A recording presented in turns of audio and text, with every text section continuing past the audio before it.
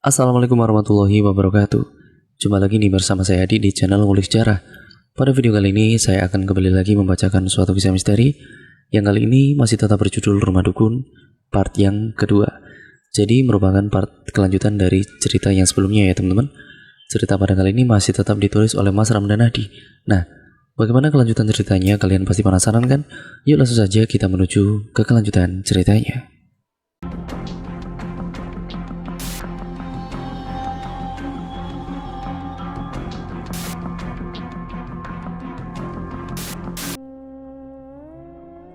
Kemudian kita masuk part yang kedua ya teman-teman. Cahaya matahari menyorot mataku yang sedang tertidur. Silau sekali kurai ponsel di atas nakas. Sudah pukul 1 siang, mataku tertuju pada tulisan di sudut kiri atas layar ponsel. Edge. Spontan aku menghela nafas. Bagaimana bisa tempat yang tidak begitu jauh dari kota, tapi tidak terjamah sinyal internet 4G? Kalau sudah begini bakal susah untuk sekolah online. Aku kemudian bangkit lalu berjalan ke kamar mandi. Masih gelap aja, gumamku. Seraya masuk untuk mengambil wudhu setelah sholat zuhur, aku berniat untuk mengembalikan cangkul. Bu, aku balikin cangkul dulu ya bu. Iya, pamitku pada ibu yang ada di dalam kamar, namun aku tidak melihat ayah. Ayah kemana bu? Pergi keluar cari tukang listrik. Loh, bukannya kemarin udah janji siang ini datang? Iya, cuma tiba-tiba dibatalin. Oh ya udah, aku ke rumah tetangga dulu. Iya. Aku pun keluar rumah mengambil cangkul yang tergeletak di teras itu. Kemudian berjalan ke rumah tetangga yang kemarin. Assalamualaikum. Waalaikumsalam. Saut seseorang dari dalam rumah, ternyata itu bukan ibu yang kemarin, melainkan seorang anak perempuan seumuranku. Ini aku mau balikin cangkul yang kemarin. Simpan aja di samping. Aku simpan cangkul itu di samping rumah. Saat berjalan kembali ke depan rumah, aku berpapasan dengan ibu yang kemarin. Udah dibersihin apa belum? Tegurnya dengan nada yang agak tinggi. Ya ampun, aku lupa membersihkannya. Aduh, maaf bu, saya lupa. Kan udah ibu bilang jangan sampai ada sedikit pun tanah dari tempat itu yang kebawa ke sini. Emangnya kenapa sih bu? Tanya anak perempuan tadi. Tanah rumahnya itu terkutuk. Ibu takut kalau keluarga kita kenapa-napa.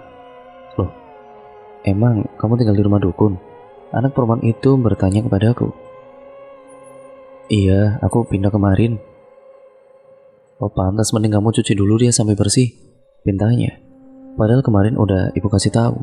Kerutu ibu itu. Ya maaf bu, saya benar-benar lupa. Aku pun membawa cangkul itu kembali ke rumah. Kenapa dia bawa lagi, Syat? Belum dibersihin ini bu, sautku seraya berlari ke kamar mandi. Namun, ya aku lupa kalau kamar mandi tidak ada lampu. Ku ambil ember lalu mencucinya di teras. Ibu berjalan keluar. Harus banget dibersihin gitu, Syat? Tanyanya. Iya bu, kemarin udah dikasih tahu, cuma aku lupa. Harus bersih banget, sampai gak ada tanah sedikit pun. Astagfirullah, kok sampai segitunya sih? Iya bu, katanya tanah rumah ini terkutuk. Ya Allah, kok tega banget bilang begitu? Biar ibu aja nanti yang balikin. Gak usah bu, biar Arsyad aja. Kalau mereka gak suka kita tinggal di sini kan bisa ngomong langsung. Gak perlu sampai ngatain tanah di sini terkutuk. Iya bu, aku balik ke sana lagi ya bu. Ku amati cangkul itu berkali-kali sudah bersih, tidak ada sedikit pun tanah yang tertinggal. Assalamualaikum, sapaku saat melihat anak perempuan tadi sedang duduk di teras. Waalaikumsalam, udah bersih? Udah aku simpan cangkul itu. Ya, makasih ya, ucapku. Oh iya, maaf kalau omongan ibu begitu. Iya gak apa-apa, soalnya ibu masih trauma sama kejadian 8 tahun lalu. Kejadian apa? Gara-gara aku gak sengaja main di halaman depan rumah itu. Cuma gara-gara itu. Iya. Sah. Terdengar suara ibunya memanggil dari dalam.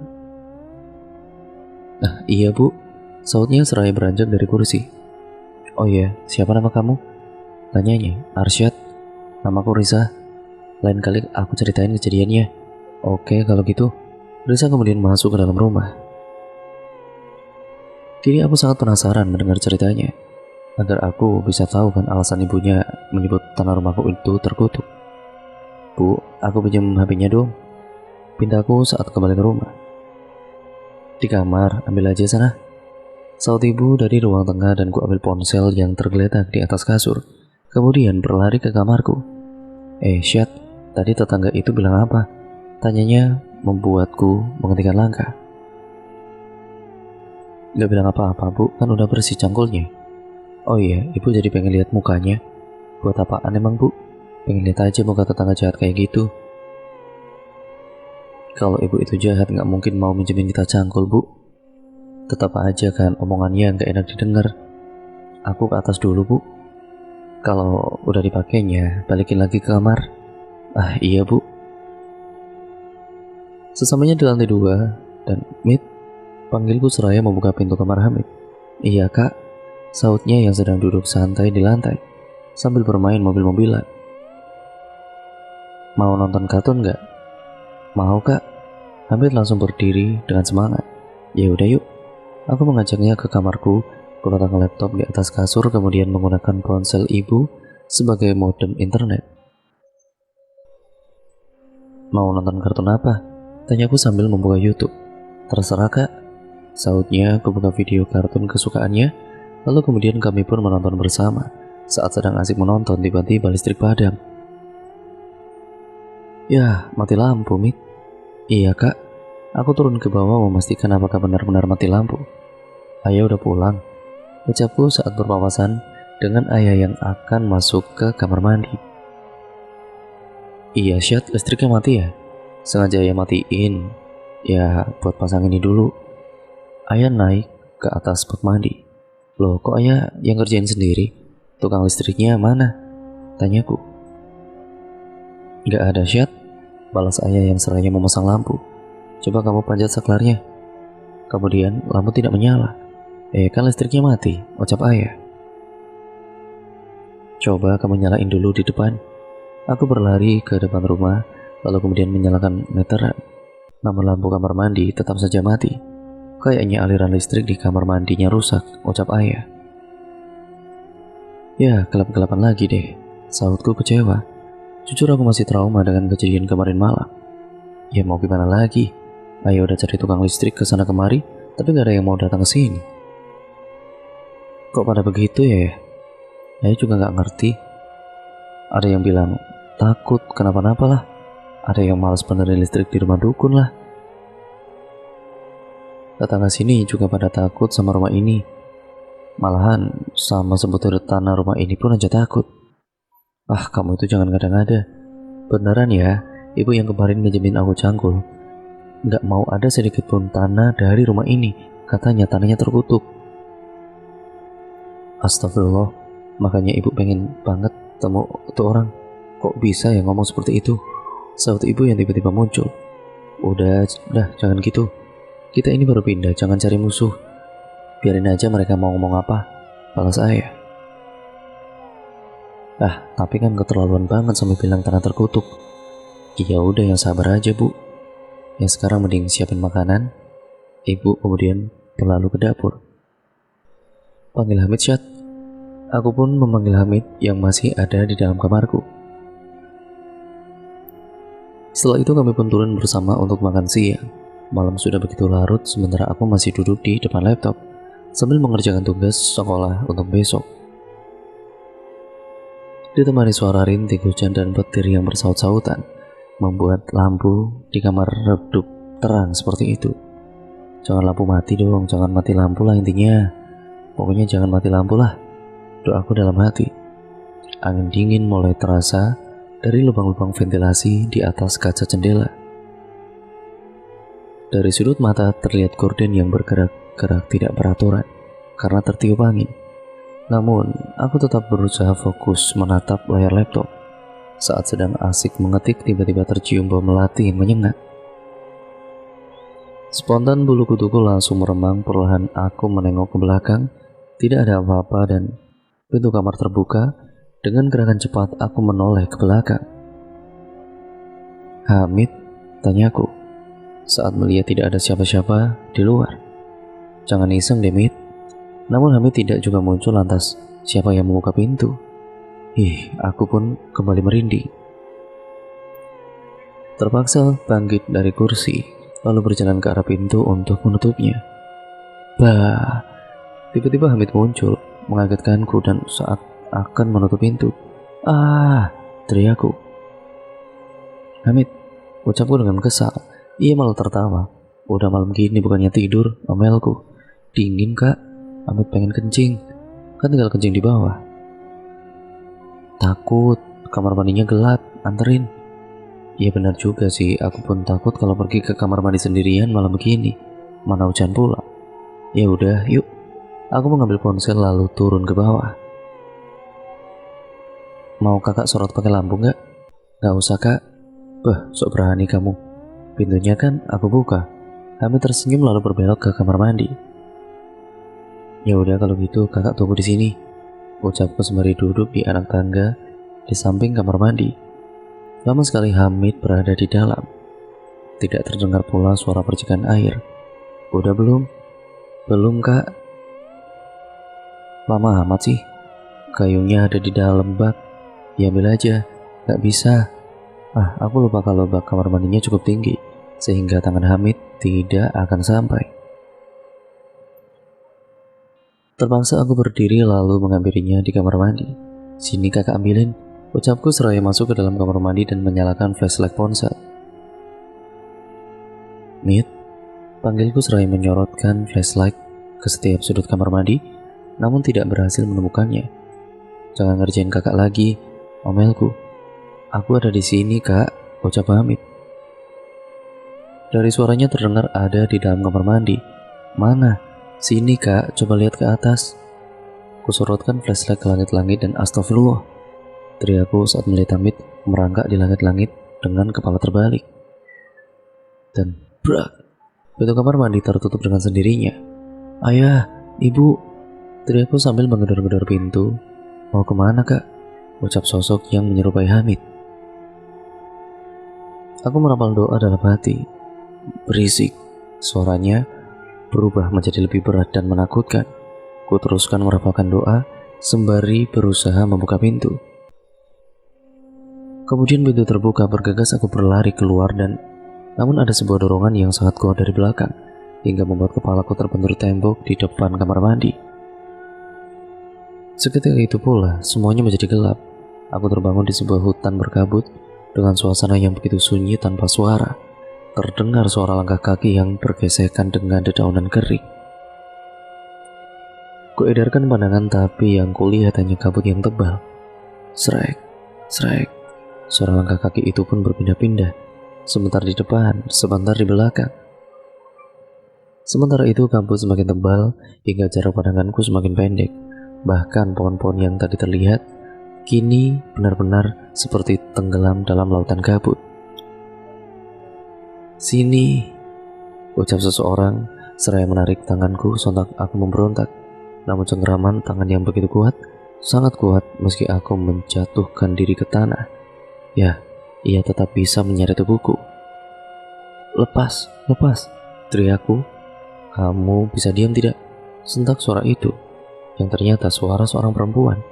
Lepas, teriakku sambil meronta-ronta. Dia berisik sekali. Lepaskan saja, saut suara yang mirip anak laki-laki. Kasihan, dia bisa jadi korban berikutnya. Tanpa sadar, kabut yang tadinya tebal sudah menghilang.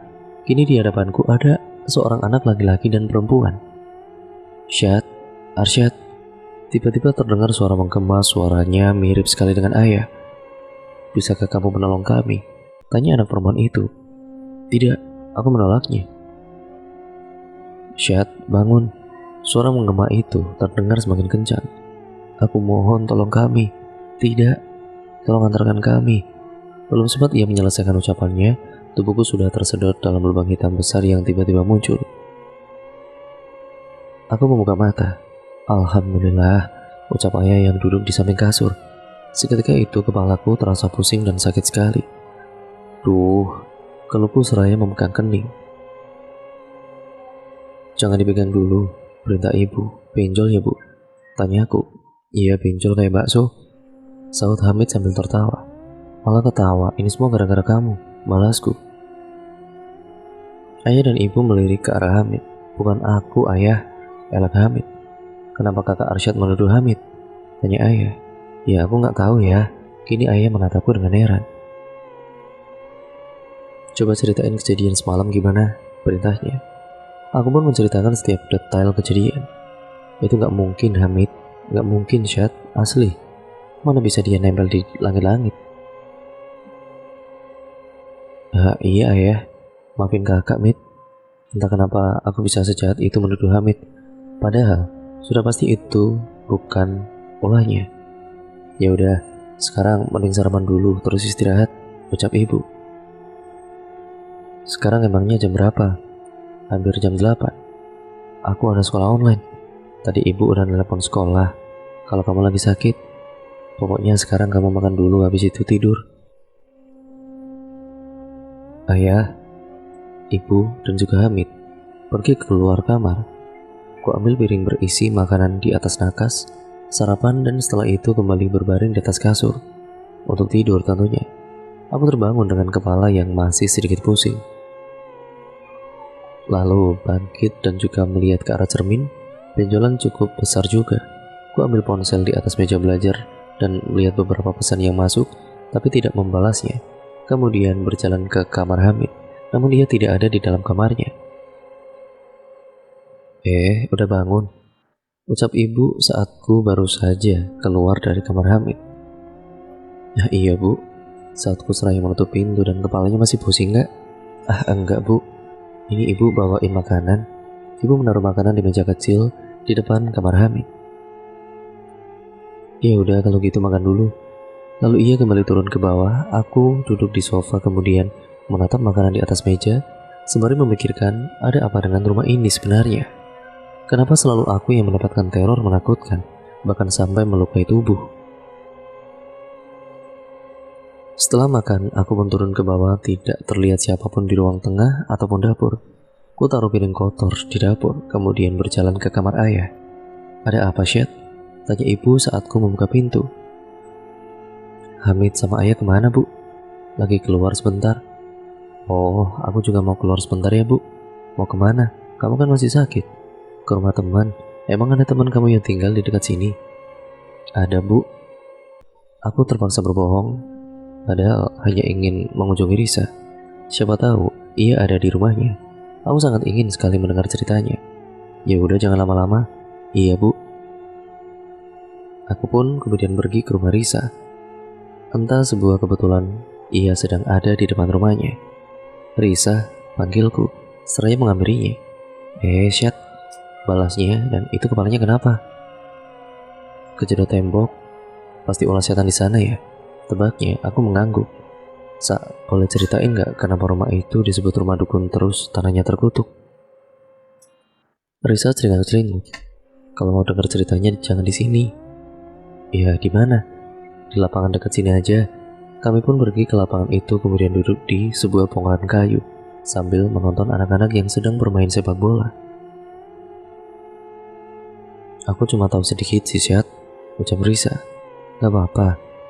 Jadi dulu banget ada dukun yang terkenal di kampung ini. Saking terkenalnya sampai banyak yang datang ke rumah itu. Ngapain?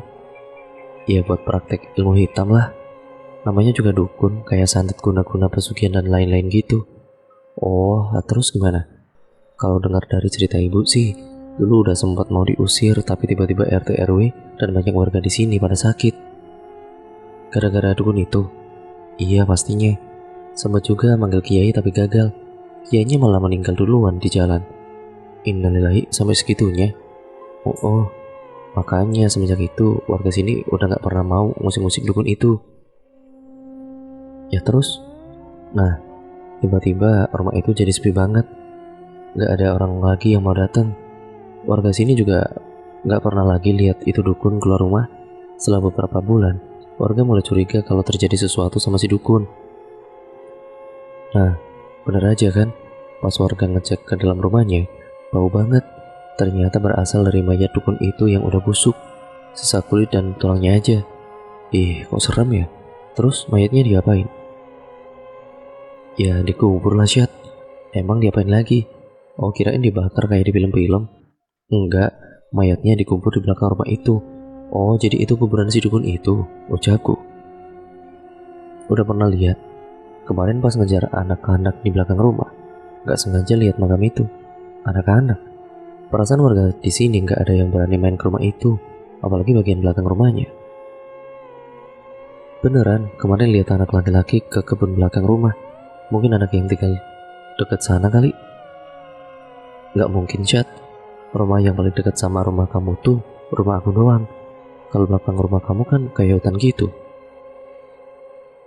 Ya terus yang kemarin anak-anak aku lihat itu siapa ya? Mungkin dia bukan orang. Pagi-pagi loh. Ya kan bisa aja, kan belakang rumah kamu agak gelap tuh. Duh jadi merinding aku. Tapi aku masih penasaran sama cerita kamu pas masih kecil. Kalau itu Risa tampak ragu. Kenapa? Jujur aja aku juga masih kebayang-bayang sampai sekarang. Kalau nggak mau cerita ya juga nggak apa-apa kok. Risa menghela nafas. Jadi ceritanya tuh begini. 8 tahun lalu, saat umur Risa masih 7 tahun, ia bersama beberapa temannya main di kebun samping rumahku. Waktu lagi main petak umpet, aku ngumpet dekat rumah kamu, Syat, ucap Risa saat sedang bersembunyi di semak-semak. Risa mendengar ada yang manggil namanya. Namun bukan suara teman-temannya, melainkan suara dari arah rumahku. Terus kamu samperin? Tanyaku. Risa mengangguk dan iya. Tidak terasa Risa mengikuti suara itu sampai halaman depan rumahku, tepatnya di depan pohon mangga. Mangganya lagi berbuah, jadi aku naik ke atas terus ambil satu, ucap Risa. Kamu bawa pulang? Risa menggelengkan kepala. Aku makan bareng teman-teman. Dari sanalah malapetaka itu dimulai. Semua anak-anak yang memakan buah mangga itu langsung jatuh sakit, termasuk Risa. Saat itu warga mengira kalau Risa dan teman-temannya keracunan makanan. Namun setelah dibawa ke rumah sakit tidak ada tanda-tanda keracunan. Ya waktu itu rasanya gimana, Sa? Demam tinggi, rasanya perut sakit banget. Setelah seharian Risa dan teman-temannya tersiksa di rumah sakit, akhirnya ada sesepuh desa yang menyadari kalau itu merupakan ulah dari bangsa jin. Aku sama teman-teman dipaksa buat muntahin lagi mangga yang dimakan. Soalnya kata sesepuh, kalau udah dicerna dan bercampur dengan darah bakal susah dan bisa terus-terusan diincar sama jin penghuni rumah. Itulah intinya. Ya, rumah kamu yang sekarang kamu tinggali itu, ucap Risa. Tapi berhasil. Risa menggelengkan kepala. Gak semua berhasil muntahin tuh mangga. Tiba-tiba wajah Risa berubah menjadi sedih.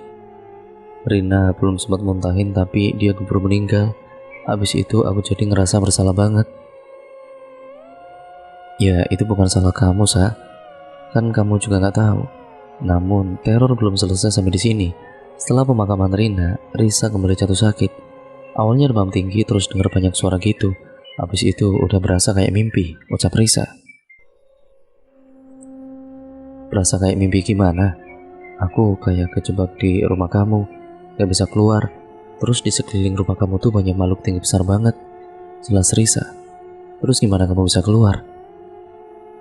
Seingatku sih ada yang buka pintu. Habis itu aku udah balik ke kamar. Kata ibu sama ayah, aku udah gak sadar 3 hari. Kayak kesurupan gitulah. Sambungnya sembari melihat jari tangannya. Sekarang udah ada bekasnya. Dulu pas baru sadar jari ini berdarah-darah gitu. Katanya gara-gara pas kesurupan sering garuk-garuk tembok. Ya Allah, serem banget. Ya, tapi itu masih belum selesai, Syat. Masih berlanjut juga. Risa menganggukkan kepala. Masih, karena sumber utamanya belum dibersihin. Tanah, tebaku. Iya, bener banget. Butuh waktu sekitar seminggu sampai keluarga Risa menyadari kalau sumber utama masalahnya adalah tanah yang ada di sendal Risa. Tanah kutukan, kata salah satu kiai yang datang ke rumah pada kala itu, ucap Risa. Ya, kenapa disebut gitu? Aku gak terlalu ingat. Yang jelas rumah kamu kan sering dipakai untuk kegiatan ilmu hitam. Jadi tanahnya itu sudah bercampur dengan ilmu hitam itu. Ya, tapi kan sebelumnya pernah ada yang tinggal di rumah itu. Kayak bos ayahku itu, dia sampai sekarang nggak kenapa-napa tuh. Emang pernah ada beberapa keluarga yang coba nempatin rumah kamu itu, tapi nggak sampai sebulan udah pergi. Masa sih? Kata ayah bosnya udah tinggal lama di sana, baru pindah 3 tahun lalu. Perasaan udah lama banget nggak ada yang tinggal di sana. Seriusan? Iya Syed, terakhir kali itu kayaknya 5 tahun lalu deh. Itu pun cuma tinggal sebulan aja. Jangan-jangan itu bosnya ayahku? Ya mungkin sih, tapi kalau iya, kasihan banget bos ayah kamu. Anaknya sampai meninggal di sana. Innalillahi wa inna ilaihi raji'un. Ada yang meninggal lagi. Kenapa? Ya nggak tahu Syed. Keluarga itu sama sekali nggak mau cerita meninggalnya. Kenapa? Pokoknya tiba-tiba ya udah ada ambulan aja di depan rumahnya. Terus mayat anaknya itu udah dibungkus kain putih. Habis itu mereka pergi bareng ambulan dan nggak pernah balik lagi ke rumah kamu. Jelas Risa. Semakin lama dengar cerita kamu kok, aku jadi semakin takut ya tinggal di sana. Ya mending keluarga kamu pindah dari sana aja deh. Bahaya banget soalnya. Ya pengennya sih gitu tapi ayah nggak punya uang buat ngontrak rumah. Itu aja beruntung bos ayah baik. Boleh kita tinggal di rumah itu. Coba aja kamu pikirin, baru 2 hari aja kepala udah benjol. Kedepannya bisa jauh lebih parah lagi loh Syed. Ya cuma mau gimana lagi. Sekarang pasrah aja sama Allah. Semoga ayah dapat jalan untuk bisa pindah dari rumah itu. Amin, kalau gitu semoga aja cepat terkabul. Aku kemudian menatap langit dan warnanya sudah berubah menjadi gelap. Kayaknya mau hujan deh. Iya, balas Risa kemudian. Anak-anak yang tadi bermain sepak bola sudah bersiap untuk pulang ke rumahnya. Dan pulang yuk, ajakku. Ya udah yuk kalau gitu. Kami pun kemudian berjalan ke arah rumah. Dan cerita pun akhirnya bersambung ke part yang selanjutnya lagi ya teman-teman. Nah, untuk kalian yang masih penasaran bagaimana kelanjutan ceritanya, kalian tentu saja harus stay tune terus di channel ini ya teman-teman. Karena channel ini merupakan channel yang akan memberikan treat kepada kalian setiap hari dan treatnya itu merupakan treat yang benar-benar sangat bagus untuk kalian baca dan juga dengarkan. Nah, sekian terima kasih ya teman-teman. Jangan lupa untuk kalian subscribe serta nyalakan tombol lonceng notifikasinya. Nah, tentu saja jangan lupa untuk kalian like, juga share serta komen ya teman-teman. Nah, sekian terima kasih. Sampai berjumpa di part yang selanjutnya. Wassalamualaikum warahmatullahi wabarakatuh.